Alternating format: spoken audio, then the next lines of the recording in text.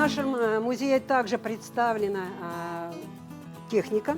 Она представлена замечательным автомобилем Владимира Гольцова, нашего заслуженного мастера спорта, многократного чемпиона Советского Союза, победителя Париж-Дакар. Мотоспорт, конечно, у нас представлен более серьезно двумя мотоциклами. Сначала у нас появился один мотоцикл Игорь Ураков, наш мастер спорта международного класса, чемпион России по ледовому спидвею, собрал из своих запчастей, находящихся в гараже, нам мотоцикл и привез его.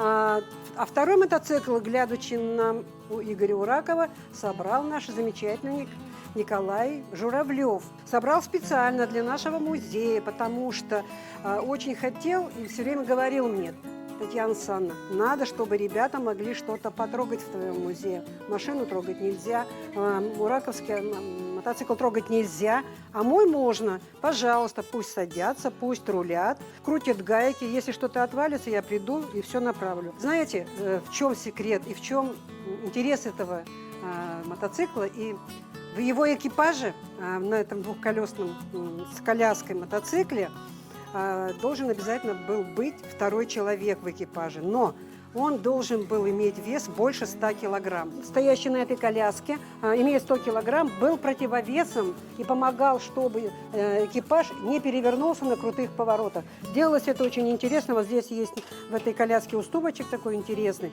И вот когда надо было в этом держаться и отклоняться, и держать как бы мотоцикл вместе со своим наставником, со своим пилотом, который ведет мотоцикл на высокой скорости.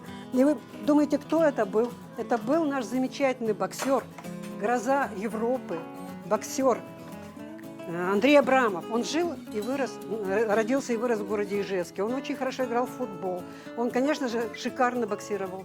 Но, оказывается, он еще имел разряд по мотоспорту, потому что был необходим вот в таком вот мотоцикле, вот на такой должности быть противовесом.